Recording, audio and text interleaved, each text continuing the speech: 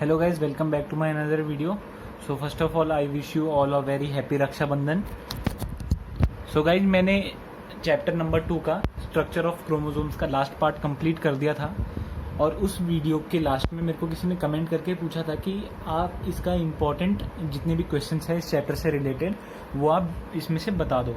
तो इस वीडियो में गाइज मैं आपको सारे इंपॉर्टेंट क्वेश्चन बता दूंगा जिनके आने के चांसेस ज़्यादा हैं और जो आपके नॉलेज के लिए भी अच्छे हैं, जो आपको पढ़ने चाहिए. तो गाइज वैसे तो जो चैप्टर नंबर 2 है स्ट्रक्चर ऑफ क्रोमोसोम्स, ये पूरा ही इंपॉर्टेंट है क्योंकि इससे क्वेश्चंस आते हैं और ये आगे के लिए भी आपके लिए इम्पॉर्टेंट है. तो मेरा तो आपको सजेशन ये रहेगा कि आप सबको डिटेल में पढ़िए, मगर तब भी मैं आपको इनमें से सबसे इम्पॉर्टेंट क्वेश्चंस बताने वाला हूँ. तो सबसे पहले गाइज जो आता है वो है स्ट्रक्चर, व्हाट आर क्रोमोसोम्स. तो क्रोमोसोम्स की डेफिनेशन जो है, एक पहला तो ये आता है, तो इसका इतना चांसेस नहीं है मगर ये आ सकती है आपके पास, सिंपल डेफिनेशन भी है. दूसरा जो आता है हमारा क्वेश्चन नंबर 2, तो इसमें से गाइस सबसे इंपॉर्टेंट क्या है, क्रोमेटिन, कि what are the composition of chromatin material. तो क्रोमेटिन मटेरियल के कॉम्पोजिशन पे इंपॉर्टेंट क्वेश्चन आता है और इसका कॉम्पोजिशन आपको मेंशन करना है गाइस परसेंटेज के साथ. जैसे इसमें chromatin consist of DNA as well as histones and there are 40% of DNA, about 40% of DNA and 60% of histones. तो आपको पूरा परसेंटेज के साथ भी मेंशन करके बताना है इसका कॉम्पोजिशन. दूसरा क्वेश्चन ये था इंपॉर्टेंट. तीसरा गाइज इतना इंपॉर्टेंट तो नहीं है मगर आपको तब भी ध्यान रखना चाहिए कि जो कि इसकी डिस्कवरी थी कि स्ट्रक्चर ऑफ डीएनए किसने सबसे पहले स्टडी करा था, तो रोजलिंड फ्रैंकलिन. याद रखिए गाइज बायो में डेट उतनी इंपॉर्टेंट नहीं है मगर आपको नाम, जो मतलब नेम है साइंटिस्ट या डिस्कवरर के, वो इम्पोर्टेंट रहते हैं. तो इसमें से गाइज ये वाला रोजलिंड फ्रैंकलिन, इस पे क्वेश्चन आ सकता है. अभी जो श्योर क्वेश्चन की बात करें तो ये वाला क्वेश्चन है गाइज कि जो मॉलिक्यूलर स्ट्रक्चर ऑफ डीएनए में, ये डायग्राम जो है आपके एक ना एक एग्जाम में जरूर पूछा जाएगा. बोर्ड्स में तो ये नहीं आएगा मगर आपके प्री बोर्ड्स हो गए, सेमेस्टर हो गए, उसमें से ये डायग्राम इंपॉर्टेंट है.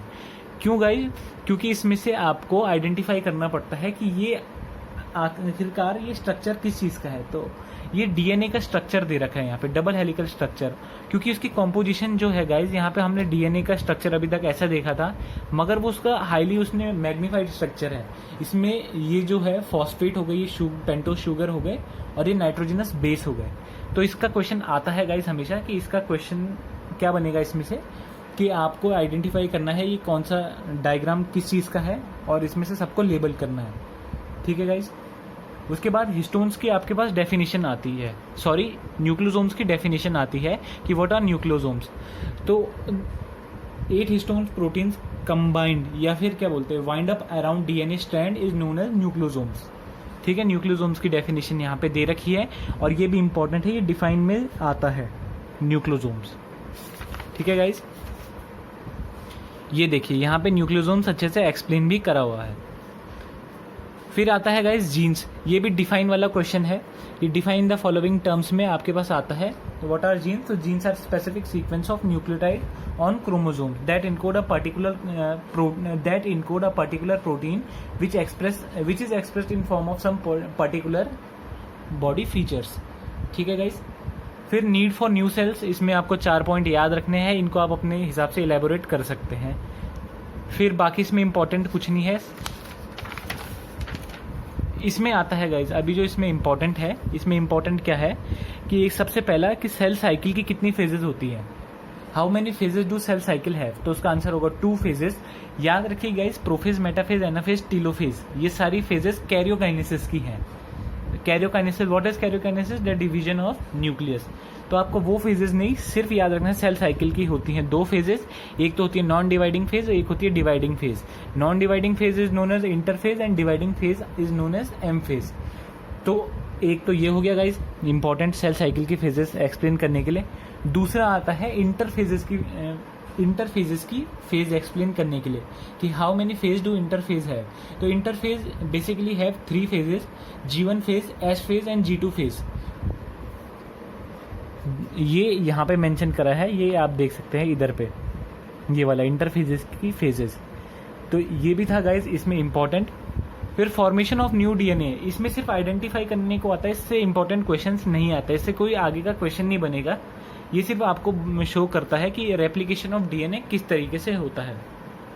फिर गाइस ये can sell cycle go on endlessly, तो नो, हमें पता है कि हर एक सेल का एक टाइम होता है जिस पीरियड तक वो डिवाइड करती है। तो इसका आंसर गाइज देखिए, इसमें से जो इससे रिलेटेड है, ये यहाँ पे लास्ट पॉइंट ये दे रखा है, तो ये वाला गाइज आपको याद करना ही करना है। इसमें से किसी एक का लाइफ स्पेन आपको दे सकते हैं, जिसका आपको लाइफ स्पेन बताना होगा, या फिर स्किन सेल्स का पूछ लेंगे, रेड ब्लड सेल्स का पूछ लेंगे, नर्व सेल्स का पूछ लेंगे। तो आपको वो वाली जो टेबल दे रखा है, बॉक्स दे रखा है, वो याद करना है। फिर उसके बाद इस सब में ये भी वही दे रखा है, मगर उसमें टाइम स्पेन अच्छे से गिवन है। उसके बाद गाइज सेल डिवीजन, तो सेल डिवीजन में आपको क्या बोलते हैं, सेल डिवीजन पूछेगा नहीं कि कितने टाइप का होता है, इसमें से बस आपको क्या करना है कि सेल डिवीजन को डिफाइन करना है। ठीक है, अभी सेल डिवीजन देखो कितने डिफाइन नहीं करना है, आपको डिफरेंस बताना है, जो माइटोसिस और मियोसिस में क्या क्या डिफरेंसेस होते हैं। ठीक है, उसके बाद आता है हमारे पास कैरियोकाइनेसिस की फेजेस। तो ये इंपॉर्टेंट है गाइज, इसको तो आप लिख के ले सकते हैं कि बोर्ड एग्जाम्स में इसका फेज को आइडेंटिफाई करने का क्वेश्चन आता ही आता है। मैं आपको एक सैंपल दिखा देता हूँ। तो गाइज कुछ इस तरीके से क्वेश्चन आता है, study the diagram given alongside which represent a stage during meiotic division, answer the question. तो इसमें आपको फेज का नाम पूछ लेगा, पार्ट्स पूछ लेगा कि कौन कौन से पार्ट्स गिवन है, और एक और इम्पॉर्टेंट क्वेश्चन आता है गाइज कि इसके बाद कौन सी फेज आती है, name the phase which comes after this. तो जैसे ये टीलोफेज का डायग्राम है, तो इसके बाद क्या आता है, यहाँ पे देखिए टीलोफेज का इसने डायग्राम दे रखा है, तो टीलोफेज के बाद तो आता नहीं है, तो इसमें आएगा what comes before this phase. तो इसके पहले क्या आता है, एनाफेज आता है, तो उसका डायग्राम भी यहाँ पे आपको बना के शो करना है और लेबल करना है। तो इसमें तो गाइज वही आता है, और आपको क्या करनी है, हर फेज जो उसमें गिवन है, जैसे प्रोफेज हो गया, मेटाफेज हो गया, एनाफेज, टीलोफेज हो गए, तो इसमें से आपको उनके पॉइंट रिमेंबर करने हैं कि इसमें क्या क्या चेंजेस होते हैं। सारे नहीं करने हैं, जैसे सपोज 7 है तो कम से कम आपको 5 तो रिमेंबर कर लेनी चाहिए। ठीक है, इसमें से फेजेस का उतना इंपॉर्टेंट नहीं है जितना आपको डायग्रामेटिकली अंडरस्टैंड करना है सबको। जैसे प्रोफेज है तो प्रोफेज का डायग्राम कैसे होगा, मेटाफेज का कैसे होगा, एनाफेज का कैसे होगा, टीलोफेज का कैसे होगा, तो इन सबको आइडेंटिफाई करके आपको बता देना। अगर सपोज आपको कोई भी डायग्राम दे तो आपको पता लग जाना चाहिए कि ये कौन सा फेज है। ठीक है, फिर इसमें अगला जो इम्पोर्टेंट क्वेश्चन है वो कैरियोकाइनेसिस और साइटोकाइनेसिस, डिवीजन ऑफ साइटोप्लाज्म और डिवीजन ऑफ न्यूक्लियस पे आता है। ये बहुत इंपॉर्टेंट क्वेश्चन है गाइज, इसको इजी भी है और ये स्कोरिंग क्वेश्चन है, इसको आप ढंग से याद कर सकते हैं। दूसरा एक और इम्पॉर्टेंट, यहाँ पे जो टेबल है, ये difference between mitosis and meiosis नहीं है, ये difference between mitosis in animal cell and plant cell, कि माइटोसिस की प्रोसेस एनिमल सेल और प्लांट सेल में कैसे डिफरेंट होती है, वो पॉइंट है इसमें डिफरेंस में। तो ये आपको याद करना है, इसमें सारे पॉइंट आपको ध्यान से याद करने हैं और वहाँ पे अच्छे से लिखने हैं। उसके बाद guys significance of mitosis, mitosis क्यों हमारे लिए सिग्निफिकेंट है वो सब आपको दे रखा है। ये सारे पॉइंट भी आप मेमोराइज कर सकते हैं, मगर ये इतने इंपॉर्टेंट नहीं है। फिर मियोसिस में आप ध्यान रखिए, ये सारा उसमें डिटेल पढ़ने की ज़रूरत नहीं है, मियोसिस के फेजेस जो है इंक्लूड नहीं है आपके कोर्स, तो इसीलिए आपको टेंशन नहीं करना है। मियोसिस का सिर्फ आपको डेफिनेशन मेमोराइज करनी है, बाकी इसमें कोई भी ऐसे स्टेजेस या फेजेस के क्वेश्चंस नहीं आते हैं। फिर सिग्निफिकेंस ऑफ मियोसिस, इसमें आपको सिग्निफिकेंट पूछ लेगा कि मियोसिस की सिग्निफिकेंस क्या क्या है।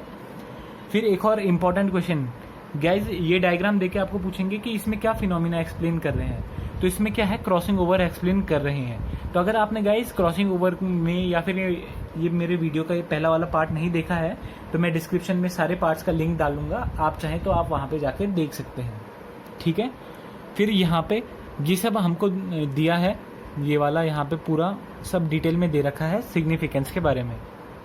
अभी गाइज लास्ट और इम्पॉर्टेंट टेबल यही वाली है, difference between meiosis and mitosis. इसमें से आप 2-3 डिफरेंस भी, मगर आपको क्या है, मेन डिफरेंस इसमें से पॉइंट वहाँ पे वही मेंशन करने हैं जो मेन है।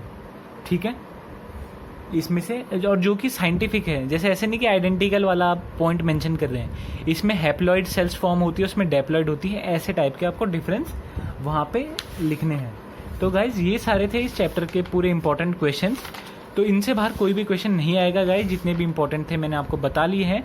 तो वीडियो अच्छी लगती है गाइज तो इसे लाइक कर दीजिए और चैनल को सब्सक्राइब कर दीजिए, और आप मेरे को कमेंट करके बता सकते हैं कि मैं और भी चैप्टर के ऐसे इंपॉर्टेंट क्वेश्चन मेंशन करूं, और साथ ही साथ आप मेरे को ये भी कमेंट करके ज़रूर बताइए कि मैं अगली वीडियो बायो के कौन से टॉपिक पे बनाऊँ। तो जिस टॉपिक का सबसे ज़्यादा सजेशन आएगा तो मैं उसी टॉपिक पे वीडियो बनाऊँगा। So thank you guys for watching my video. मिलते हैं अगली वीडियो में।